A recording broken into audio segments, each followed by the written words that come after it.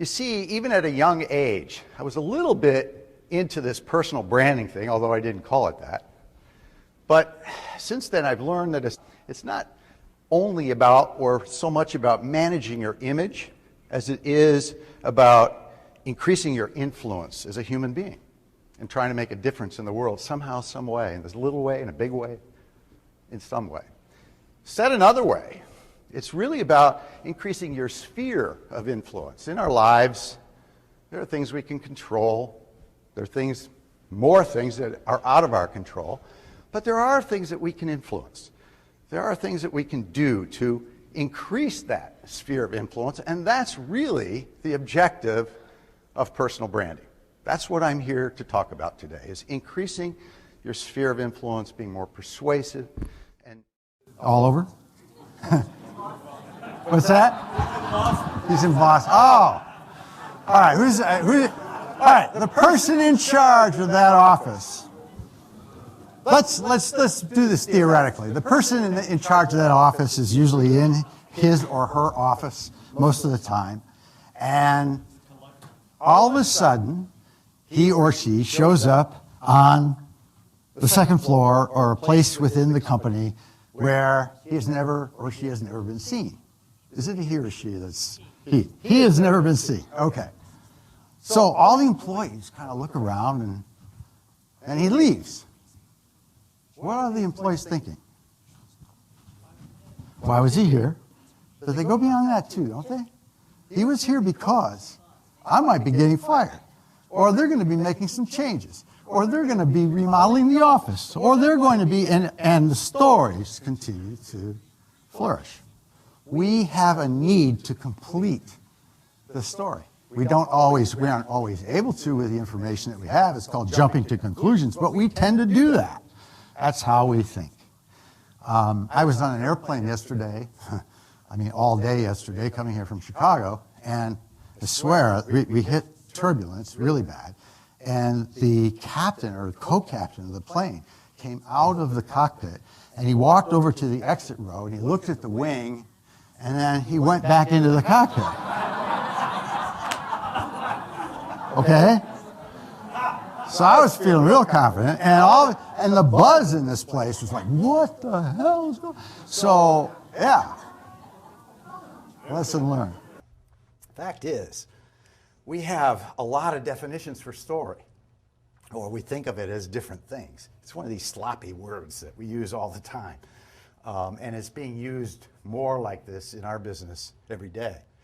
There are tales and novels and plays and motion pictures, comics, serials, radio plays, television shows, video games, interactive photography, music, and the list goes on and on and on.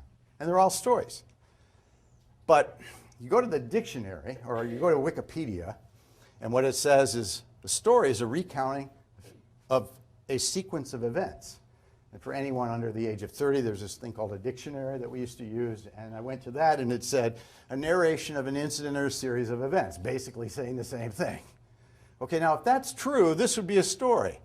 Today I got out of bed, brushed my teeth, fed the cat, ate breakfast, and then drove to my office. That's not all I did, but that fits the definition of a story, doesn't it? What is a story? Well, I'm going to give you the first hint. It's an easy one. The story has to have a character. And the character's motivated to do something. All right? So, here's a story. This morning, John swam 50 laps of the pool, then he rested up for 3 minutes, and he swam 50 more. He did the same thing in the afternoon. Don't wait for the movie. What's missing here? Anybody?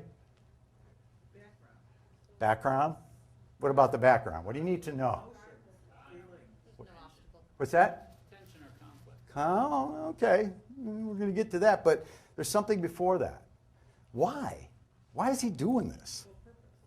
Purpose. To accomplish some goal. Okay, so there's two factors in every story. You need to have a character motivated to do something to accomplish some goal. All right? So let's throw in a goal. He swam 50 laps, he rested for 3 minutes, swam 50 more, did the same thing in the afternoon. John is training for the Olympics. Now what's missing? from this. You said it before. Struggle, conflict. We've got, every story has to have one. There has to be something that is overcome. Look what happens when you put in a conflict. This morning, John swam 50 laps, rested 3 minutes, swam 50 more, did the same thing. John is training for the Olympics. John lost his legs while fighting in Afghanistan. Now we got a story. There's a struggle, okay? And we can either sympathetically or empathetically identify with John. A record number of PR pros and business communicators packed the Sentinel Hotel to hone their storytelling skills. Keynote speaker Jim Signorelli is an expert on story branding. He's worked with Citibank, Kraft, Burger King, KFC, Toshiba, just to name a few. Whatever the message is, he says it has to connect. And one of the things that brands have to understand is there's a need for authenticity more today than ever before. I mean, brands are too transparent. It's too easy to find out the truth. So don't try to fool anybody.